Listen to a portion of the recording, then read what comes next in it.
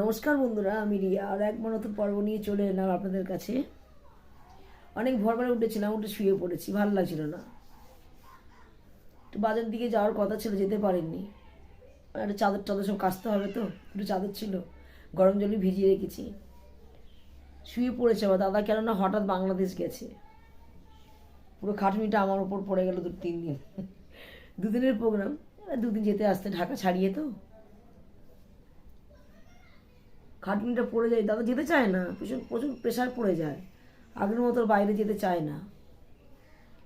2 দিন 3 দিন ঠিক আছে, এরপরে যদি বেশি মানে থাকে, শরীর খারাপ হয়ে যায়। এর আগেও বাংলাদেশ গিয়েছিল 7-8 দিনের জন্য, শরীর খারাপ হয়ে গিয়েছিল, সে ডাক্তারখানা নিয়ে গেলাম, ওষুধ ওষুধ খেলো। কেননা কলকাতার মধ্যে সেরকম একটা প্রোগ্রাম নেই, খুব কম কম টাকার মধ্যে প্রোগ্রাম আছে, তারা কম টাকার কাজ করে না, কারণ আমাদের তো এই নিয়ে চলতে হয়। এতগুলি ঘাড়ে লোন থাকে, আর 3টে 4টে লোন আছে, 3টে লোন শোধ হয়ে গেলেই ব্যাস মুক্তি। চারদিকে নিয়ে ফেলেছিলাম, এখন তো ডবল ডবল টাকা, তো এবার আবার যা নেবো না, একটাই রাখবো নিজেদের জন্য, কাজে লাগার জন্য। অসুখ বিসুখ আছে, এই আছে সেই আছে, তারপর আমি একটা নতুন কাজ করি, তো এই কাজটা তো আমাকে সাইডে রাখতে হবে না, ইউটিউবটা, এতে একটা খরচা আছে। তাই লাখের উপরে বেরিয়ে গেছে খরচা করতে করতে।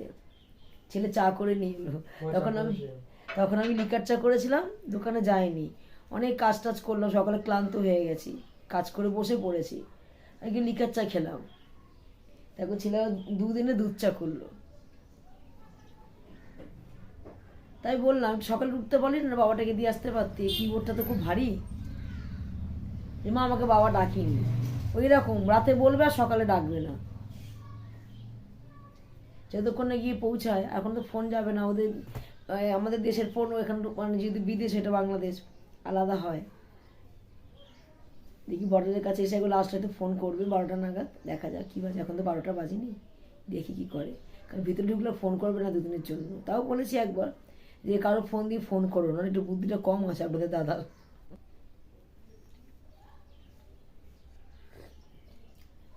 চাটা গরম, চাটা চাটা ভালো করে, আদা টাদা দেয়, আদা এলাচ লবঙ্গ।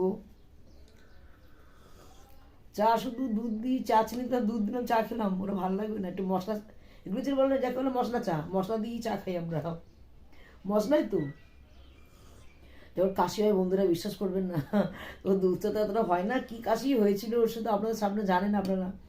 গোলমরিচ থিতো করে দেওয়া হয়েছে, তারপরে এলাচ, দারচিনি, তেজপাতা, লবঙ্গ, আদা, আবার তুলসী পাতা, নুন, মধু দিয়ে চা হচ্ছে। যেটা যেটা মানে ভালো বুঝেছে সেটাই দিচ্ছে, লোক যেটা বলছে সেটাই করছে, বলে খেলে ঠিক হয়ে যাবে। কথাই বলতে পারিনি আমি, এত কষ্ট হয়েছিল।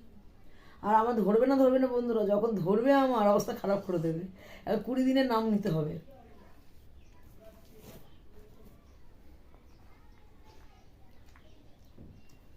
দাদার জন্য খুব চিন্তা হচ্ছে। বাবা পৌঁছে যাবে। হুম, ঢাকা এখানে বর্ডার থেকে তো ঢাকাটা অনেকটা দূর, তাই না? অনেক দূর। ঢাকা যাবে, টাউন। ঢাকা টাউন। ভাবছি পাসপোর্ট বানিয়ে নেবো, বাংলাদেশ চলে যাবো, ওখানে কিছুটা ভ্লগ দেবো ভাবছি। দাদা বলে কি, আমি থাকতে পারছি না, তুমি কি করে থাকবে, ওরা থাকতে পারবে না। তুমি তো তোমার কাজের জন্য যাবে। ওরা সবাই লিকার চা খায়, আমাকে প্রবলেম দেখাচ্ছে লিকার দাদা। চা না, রং চা বলে। রং চা বলে, হ্যাঁ লিকার চাকে রং চা বলে।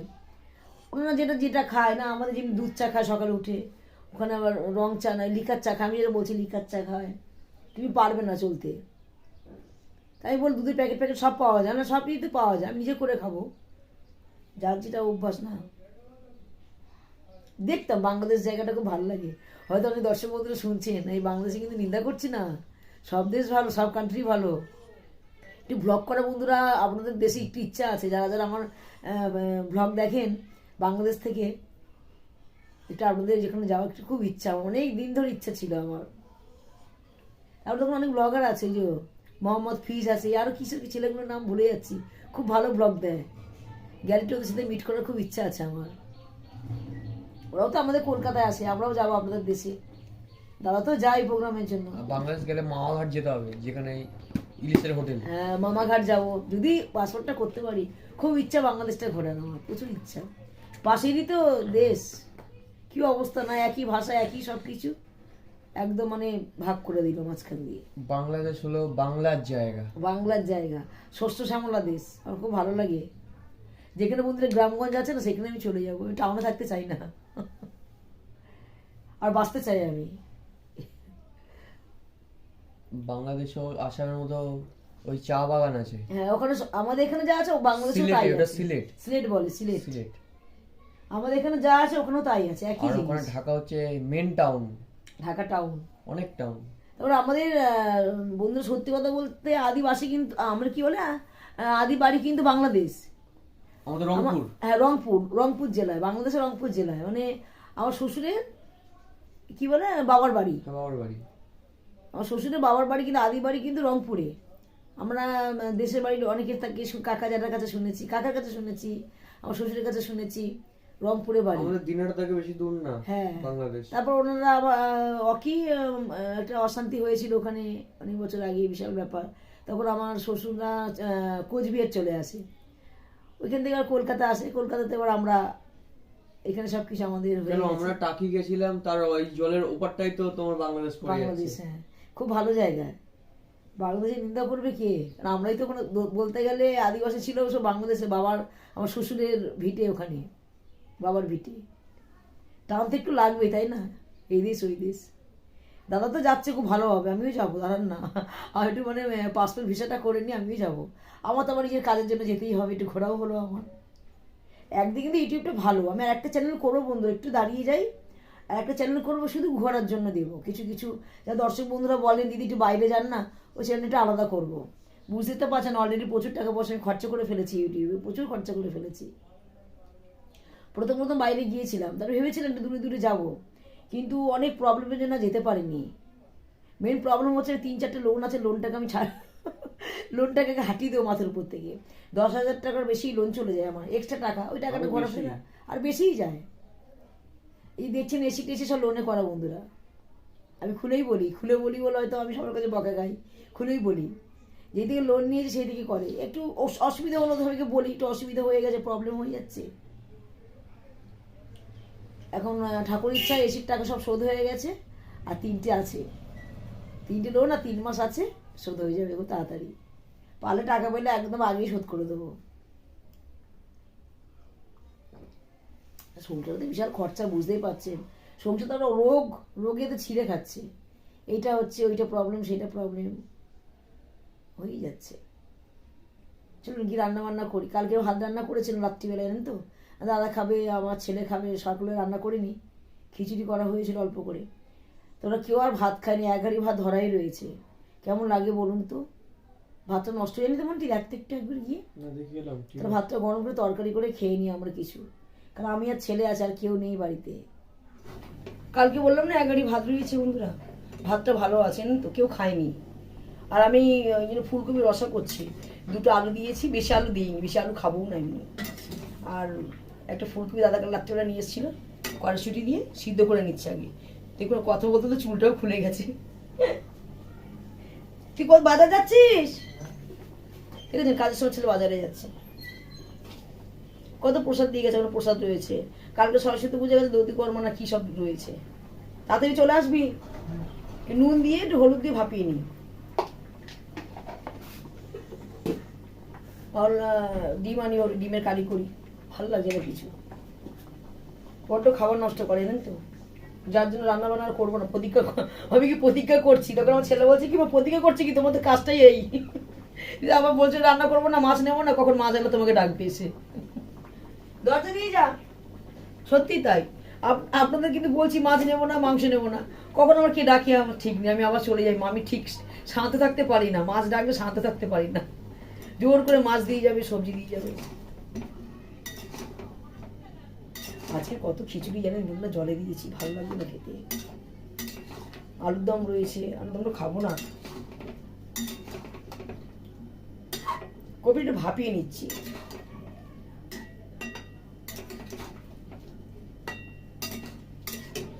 বেশি কিছু দেবো না, টমেটো, কাঁচা লঙ্কা, আদা, একটু রসুন দেবো 2-4 কোয়া, এখন কপি তো একটু রসুন টসুন দিয়ে ভালো করে কষা কষা রান্না করলে খাওয়া যাবে, ঝাল মশলা ঠিক সমান সমান দিলে ভালো লাগবে। ডিম রয়েছে, ছেলে যদি মনে করে ডিমের কালিয়া খাবে খাবে, নাহলে ডিম সিদ্ধ তো খাবে না, নাহলে ইয়ে করে দেবো আমি, ওই ডিম ভেজে দেবো।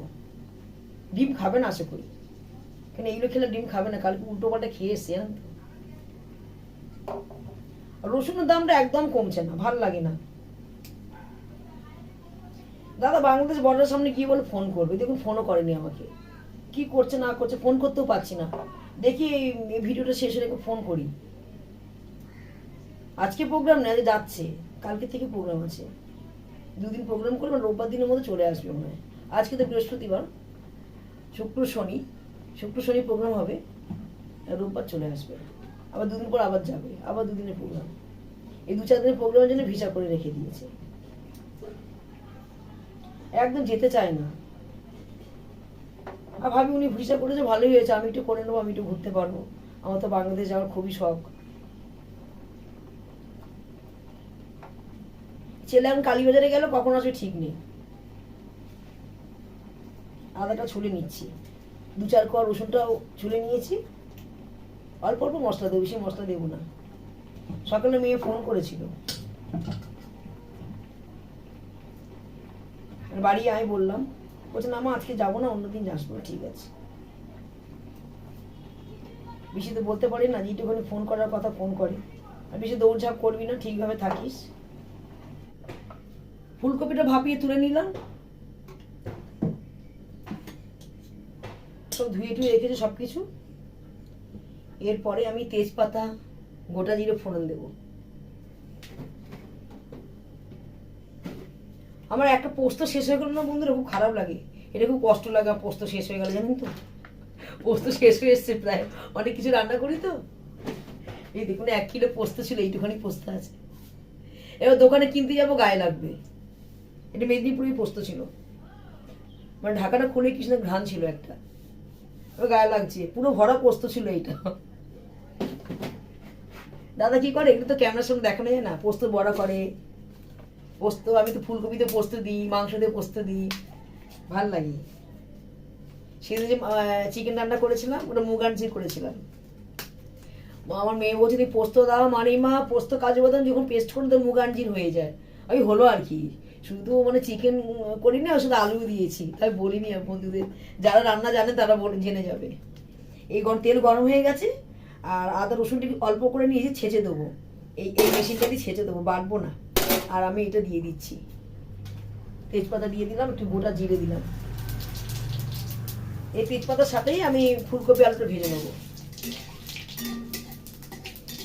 একটু না বন্ধুরা, গরম তেলে একটু নুন দিয়ে দিই, তাহলে একটু জড়াবে না। তেলটা ভালোই গরম হয়েছে, এই কপিগুলো ভেজে নেবো।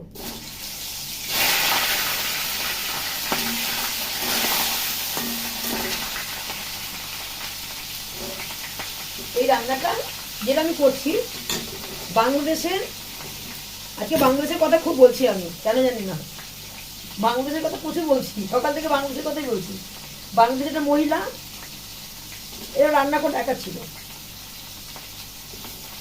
ওই জন্য বললাম নুন হলুদ দিয়ে ভাপিয়ে নিয়েছি। ওনার কথা শুনে রান্নাটা করছি, ওনার কথা বুঝেই ভিডিও দেখেছি আমি, কড়াইশুঁটি আলু সব সিদ্ধ দিয়ে দিয়েছিল, উনি অনেক আলু দিয়েছিল, আমি 2টো আলু দিয়েছি। আলুর তেলে ছেলেটা খাবে না, ছেলে খায় আলু, আর আমি আলু 1 পিস খাই, বুঝে চলতে হবে আমাকে।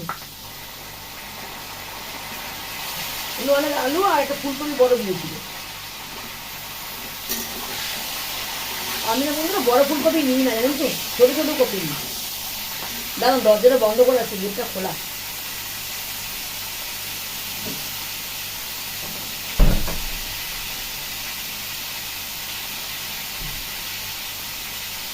সামনে রান্নাঘর তো, ধোঁয়া ঢুকে যাবে, তা জানলা বন্ধ করে দিতে পারছি। ভালো করে ভেজে নি, দেখতে পাচ্ছেন নাকি জানি না, স্ট্যান্ডে রেখেছি ক্যামেরাতে। আলুগুলো এবার দিয়ে দেবো, 2টো আলু নিয়েছি, আর সবুজ আলুগুলো না ভালো না, জানি ফেলে দিয়েছি আমি আজকে, ওগুলো বলতে চায় না। দেখি কি সুন্দর ভাজা ভাজা হয়েছে, দেখুন ফুলকপিটা।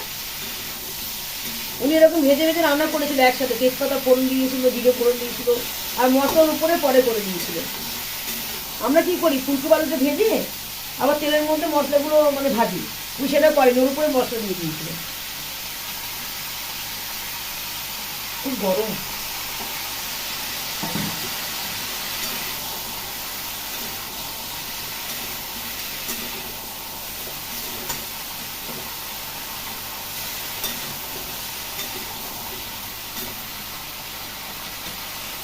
এর উপরে সব কাঁচা লঙ্কা, টমেটো, আদা, রসুন অল্প অল্প করে ঘষে দেবো, দিয়ে জল দিয়ে দেবো। বেশি লঙ্কা দেবো না, ছেলে আবার ঝাল খায় না।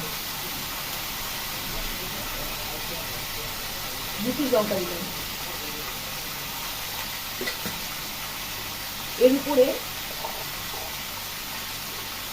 একটু নুন, আগে নুন দিয়ে ভেজেছিলাম। গলাটা না মোটা মোটা হয়ে যাচ্ছে, গলাটা বুঝতে পারছি নাকি জানি না, খুব কষ্ট পাচ্ছি। একটু হলুদ, আগে তো হলুদ দিয়েছিলাম।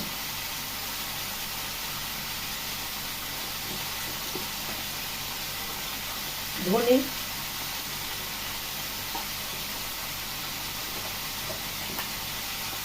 একটু লঙ্কা গুঁড়ো অল্প, জিরেটা পরে দেবো। এখন জিরে দিয়ে কষালে জিরে গন্ধটা চলে যায়। যাই বলুন না কেন বন্ধুরা, বাটা মশলা আর আপনার হচ্ছে গুঁড়ো মতো স্বাদ আলাদা। এই টমেটো গোটা দিয়ে দেবো। ওনার মতো রান্না করছি, পুরো ওনার মতো আছে রান্না করবো, বাংলাদেশি টাইপের রান্না করছি, ওনার থেকে থেকেই করছি আমি। আর রসুনটা দেবো উপরে, ভেজে দিলাম না। রান্না তো অনেক রকম পদ্ধতি আছে। রসুনের কি দাম, হাত দেওয়া যাচ্ছে না। রসুন তো লাগে বলুন, রান্নার সময় তো রসুন লাগে, কত রকম মশলা লাগে। 6 কোয়া রসুন নিয়েছি, কারণ এটা তো কচি রসুন, তো পুরাতন রসুন হলে ভালো হয়। রসুন ছাড়া খাওয়া যায় না। আদাও সেটে দিচ্ছে এর মধ্যে।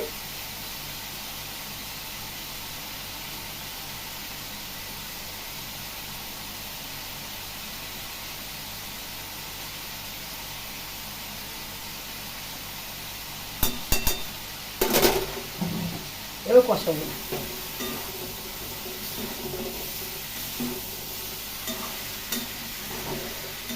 আমি তো পেঁয়াজ দিইনি এখনো, এটা কষিয়ে নাবিয়ে দেবো, নাবিয়ে তারপরে ফের পেঁয়াজ দেবো, পেঁয়াজ দিয়ে ভাজবো অল্প তেলে। পেঁয়াজ ভাজার উপর আমি এইটা দেবো, বা মানে ফুলকপি আলুটা দেবো। রান্নার টেকনিক অনেক রকম আছে, সব রকম মশলা দিয়ে কষিয়ে নিচ্ছি। ফুলকপি ভাজাও দেখালাম, সব কিছু দেখালাম। গোটা টমেটো দিয়েছি, পরে টমেটোটা ভেঙে দেবো। তেল দিয়ে দিয়েছি, তেলটা গরম হয়ে গেছে। এইবার পেঁয়াজগুলো দিয়ে দিলাম। মাংসের তো রান্না করা শেষ নেই, তাই না? আমরা সবারটা দেখে দেখে রান্না বান্না করি বন্ধুরা, এটা আমি স্বীকার করি। কিন্তু নিজে থেকে রান্না করি, আর মানুষের যে রান্নাটা করি দেখে দেখে আমার অনেক শেখার আছে রান্না। বাংলাদেশের মহিলাটা এইভাবে রান্না করেছিল, এবার ফোড়ন দিয়েছিল, যার জন্য আজকে করে দেখাচ্ছি আমি। ওই দিনও সকাল থেকে বাংলাদেশের কথা বলছি, কি জানি বাবা কি বলি। এটা ভালো করে ভেজে নিলাম, ভাজা হয়ে গেলে এই যে ফুলকপিটা রান্না করেছিলাম, দেখুন এটা যদি প্রায় কষা কষা হয়ে গেছে, তো আর একবার ফোড়ন দিয়ে দিচ্ছি, দিয়ে অল্প জল দেবো, দিয়ে রসা রসা করে রাবিয়ে দেবো। দেখুন পেঁয়াজটা সুন্দর ভাজা হয়ে গেছে, এটা হালকা ব্রাউন করে নিতে হবে। এর উপরে আমি ফুলকপিটা দিয়ে দিচ্ছি। টমেটো এখন ভাঙবো না, পরে ভাঙবো, বুঝেছি? মানে আলুটা না গলবে না, বড় আলু দিয়েছি। পেঁয়াজ রসুনের গন্ধ একটু আলাদা থাকে, রান্না করে সেন্ট হচ্ছে। এবার টমেটো ভেঙে দিলাম। হালকা বন্ধুর কাশ্মীরি লঙ্কা দেবো আমি, নামার আগে গরম মশলা দেবো, অল্প কাশ্মীরি লঙ্কা দেবো, তখন দেওয়া হয়নি, এটা কালারের জন্য দিচ্ছি আমি। আর যা গরম মশলা আছে বলে দিয়ে দেবো। হয়ে গেল, হয়ে গেছে, এবার কষা কষা হয়ে গেছে। হালকা জল দেবো, আলুটার জন্য জল দিচ্ছি। আর অল্প স্বাদটা ব্যালেন্স রাখার জন্য মিষ্টি দেবো, নামাবার আগে, এখন দেবো না। এই বেশি রান্নাবো না, ফুলকো ভেঙে যেতে পারে।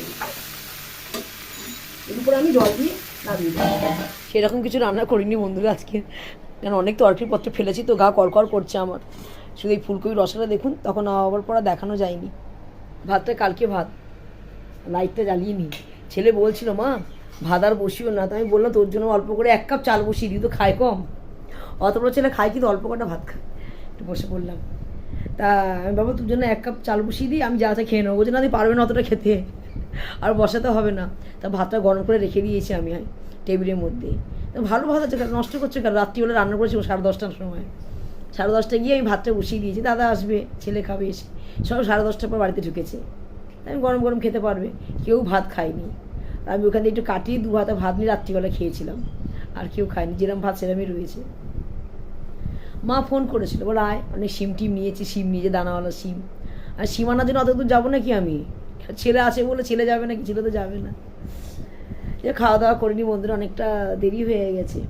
ছেলে তাহলে একটু দেরি হয়, আমি থাকলে তাড়াতাড়ি করে এতক্ষণ আমার রিলস হয়ে যায়। কালকে এসে আমার কত রিলস ছেড়ে দিয়েছি, আজকে ছাড়তে পারিনি, দেখেছেন? আমি তাড়াহুড়ো করে কাজ করি, হয়ে যায়। আর থেকে থেকে ওঠে, দেরি হয়, প্রচুর লেট হয়। তোকে তরকারি দেবো আর? না লাগবে না। সকালে না বন্ধুরা অনেক রান্না আমি জলে দিয়ে দিয়েছি, রান্না করতে পারছি না। আর আমি খাওয়া শুরু করে দিয়েছি। বল ফুলকপির রসাটা কেমন হয়েছে? ফাটাফাটি। বাংলাদেশি প্যাটার্নে রান্না করলাম আজকে, একটা আলু নিয়ে। ওর জন্যই আলু দিলাম, না আলু দিতাম না। আমার না বন্ধুরা ফুলকপির রসা খেতে খুব ভালো লাগে, ওই দিয়েই ভাত খেয়ে নেবো। আর ডিমের যদি কালিয়া হয়, কিছু লাগবে না। মাছ ছাড়া ভাত খাওয়া যায় না, তাহলেও মাঝে মাঝে খাওয়াই যায়। কপিটা খেয়ে দেখি কেমন লাগছে। ভালো দেখো। বিয়ে বাড়ির মতো আমি নিজে রান্না করছি, নিজে বলছি বিয়ে বাড়ির মতো গন্ধ লাগছে। এটা কাঁচা পেঁয়াজ কেটেছি বন্ধুরা,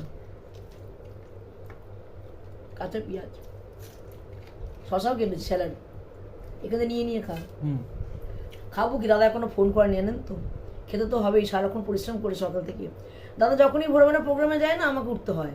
উনি আমাকে ডাকে না, তাও আমি উঠে যাই জোর করে, জানেন তো? কী করবো, উনি যাবে আমি শুয়ে থাকবো। উঠে আবার কাজ টাজগুলো করলাম। এখন খেয়েছে কিনা তাও জানি না, বেরিয়ে গেল। খুব টেনশন হয়, প্রচুর টেনশন হয়। ঠিক মতো আমি বললাম যে বর্ডারের সামনে এসে ফোন করবে আমাকে, তারপর বাংলাদেশ যাবে, কারণ ফোন করতে পারবে না। ওখানকার সিম না হলে তো ফোনই করতে পারবে না। খুব টেনশন হচ্ছে। বলে দিতে পারে যে আমি পৌঁছে গেছি, কি বেরিয়ে গেছি বাংলাদেশে, আমি চলে গেছি।